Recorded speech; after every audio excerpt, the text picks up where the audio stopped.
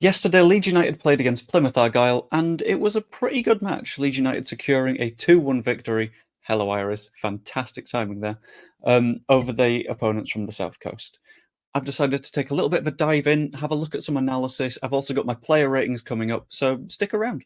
First up, I'm going to run through some of the main talking points from the match. Having a cat on your desk makes it really hard to record a video. And the first thing that I really noticed was the number of missed chances that we had. So, in spite of outperforming our XG, we still had chance after chance after chance that we didn't turn into anything. Like, I've just had a quick look at the stats now. Out of our 14 shots, only 6 were on target. We only forced 2 saves out of their goalkeeper. We could have done a hell of a lot more to put some pressure on and really, really make him work. Like those 2 saves, I think one was from Jadon Anthony late in the second half. I can't remember the first one, but they were keeping up with like blocking shots, making sure that we weren't getting them on target. And I feel like rather than looking at the fact that it was tight towards the end because of the defence, it's very, very easy to say it wouldn't have been so tight if we were able to make more of our chances. The outperforming XG feels like it shouldn't even apply as well, considering the fact that we had so many opportunities where we get the ball into good places and then not turn it into anything. On the defensive note, we had Junior Firpo's return due to an injury to Sam Byram. Thankfully, that Byram injury doesn't look like anything too serious, considering he walked off the pitch and was seemingly desperate to get back on. Byram has been one of the key stalwarts in our backline so far, and him continuing to play is going to be absolutely essential. However, I think people were incredibly harsh to Junior Firpo throughout my match ratings. Considering a lot of people think he was to blame for the goal, I disagree, and I'm going to have to quickly share my screen to explain why. There we go, that should be sharing now. So, in essence, what happened was this ball in behind comes down Firpo's side. That's fair enough. People are blaming Junior Firpo because the chance came down his side, and there's an argument for that. However, the ball comes into this player here, who I've numbered number 4, but that's not necessarily accurate. It's a very quick tactical diagram I've drawn up. The ball comes into him, who runs in behind, squares it for the 9, simple finish. Now, in this instance, I think it's less of an issue of Junior Firpo didn't shut down the passing lane, and more, he should have been dealt with by both Liam Cooper and Ethan Ampadu. People are blaming Junior Firpo, and fair enough, because he was stuck out on this wing miles away from the action. But if that's the player he's been told to mark, then fair enough. There's 2 defenders on the number 4. If you want Firpo back there as well, this guy becomes wide open and can simply put in the exact same cross. I think Firpo did everything as well as he could there. Admittedly, maybe his positioning for the rest of the game wasn't perfect either, and you didn't see him do too much good, but for the goal, I personally don't blame him. Furthermore, in the match, I also had a few questions about Joel Pirro's role. Now, in terms of the player ratings, he got roughly a 7.4, which is pretty good. It's roughly the same as Jorginho Ruter, despite the fact that Pirro scored a goal. And I think people are still a little bit confused on what Joel Pirro does here. And I think he did it really well in this match. He was a perfect conduit when the ball was coming through him. He was playing it out to the wings nice and intelligently. And he was fairly consistent with the balls. His passing accuracy was very high. He created plenty of chances, and his run off Crescencio Somerville's shoulder was absolutely fantastic to secure the finish. That's the late arrival in the box. That's the number 10-ish behaviour that Daniel Farke's looking for.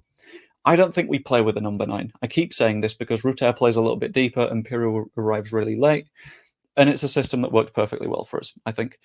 In the first half, if we weren't focused on trying to embarrass Plymouth, we would have scored a hell of a lot more, and it would have looked a lot more comfy than it did.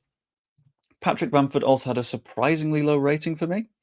Admittedly, this is because he came on really late, didn't have much to do in terms of up top, and in terms of his running and pressing, he didn't do it that much, but that's because we weren't pressing at that point in the game. If you press as a unit rather than a single striker, because otherwise your striker's just going to get exhausted and there's an easy out ball. I think Bamford did everything okay. Someone in the comments said that he looked a little bit of a lazy bastard in this match, but I don't think he was meant to do anything super energetic. Archie Gray got an incredibly high rating as well. Completely unsurprising because he's a very, very good player at right back. He looked completely effortless in possession. He was able to dribble out of corners where he'd have 2 or 3 players on him.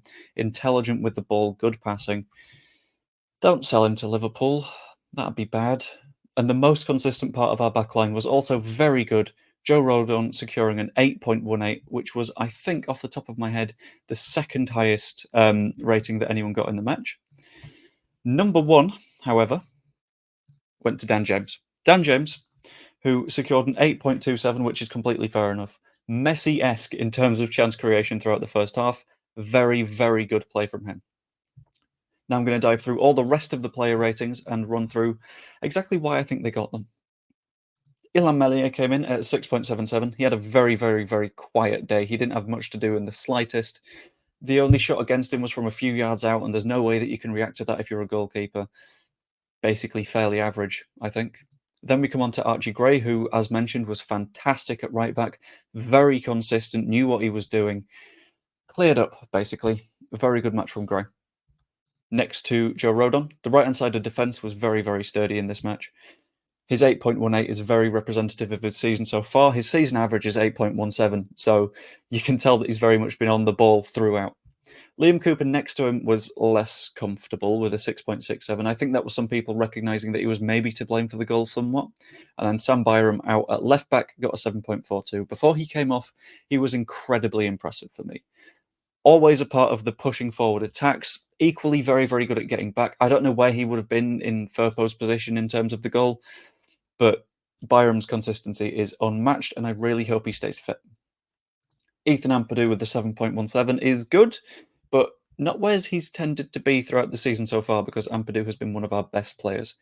This is maybe one of the first times that people have rated Glenn Kamara better than him, because Kamara's level of control and intelligence in midfield, it's hard to phrase. It's Klitsch-esque, where if you watch him, you see the entire match. He's always stepping and getting the right interceptions, playing it off to the right player to get a little bit of creativity going. There was one point after a set piece where it got cleared from a corner to him. He gave it to Somerville, who crossed it in, and it came back to him. He always seemed to know where to be. On the subject of Somerville, he got himself a 7.75 in this match. Again, very impressive performance from Somerville. Iris is back, if you couldn't tell. Hello. Yeah, he was good at creating chances, less good at putting chances away. There was one very nice Dan James cross to the back post that Somerville could have put away, but I think the defender just about blocked it in time. On another day, Somerville scores 2 or 3 today. Same for Dan James, same for Rutter. Dan James got the 8.27, as mentioned. His running is fantastic going forward as it is going back. He's everywhere that he needs to be throughout a match, and impeccable performance, to be honest. He could have scored a couple more, but I don't mind that he didn't, because he is one of the most creative presences in the team. Jorginho Rutter got a 7.37. I feel like this has fallen through the floor because of his relative lack of finishing in this match. Looking at the spreadsheet and people's comments for the player ratings, Iris is getting really distracting at this point, if you couldn't tell. A lot of people's criticisms of him were, if he could finish, he would be absolutely deadly. And that was true. There were 2 or 3 times he could have had a shot, did have a shot, and either missed or put it right at the goalkeeper. I think a little bit more confidence, and Rutter would absolutely be one of the top scorers in the division. Not to be right now, but he's working towards it. Joel Pirot, as mentioned, got a 7.4 flat, which is pretty good. Scored a goal. I'd argue that that could be slightly higher, but again, he suffered from our relative lack of finishing. And then we come to the substitutions, and I think these are quite interesting. Junior Firpo got himself a 5.51, which felt fairly low for someone who did not very much. Like, I guess that's sort of average, but people might be blaming him for the goal. People might be saying he didn't do enough going forwards. It's his first match back. He's going to be rusty, and I still think his positioning wasn't too bad. Willie Nonto got a 5.71. A little bit of that will be the general bad sentiment around him relating to the attempted transfer away earlier in the summer. That'll go eventually. I feel like, because he did clap the crowd after the match yesterday, which was a good step forwards, because previously he's been sort of disappearing down the tunnel. I think the more he starts to interact with the crowd and the more he grows into matches, the better. I wouldn't say he did any worse than Jaden Anthony, who got a 6.13. The two were very, very good.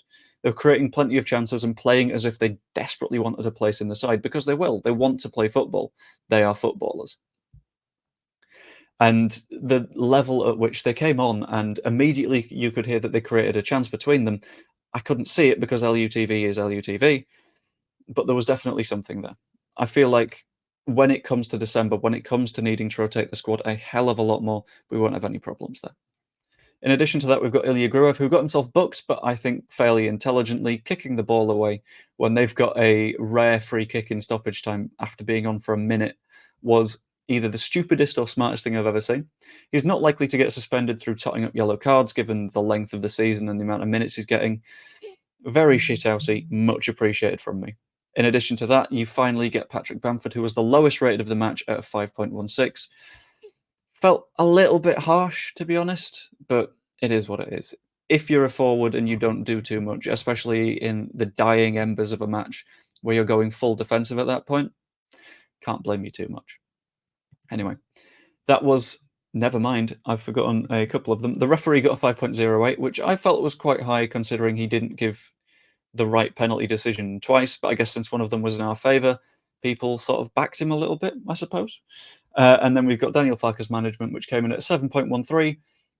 Fair enough. I think Daniel Farke did what he had to do in this match. The change for Junior Firpo was enforced, and if people are blaming Farke for that, then tough shit, because there's nothing he could have done there. At the end of the day, pretty good management from Daniel Farke. Anyway, hope you enjoyed the video.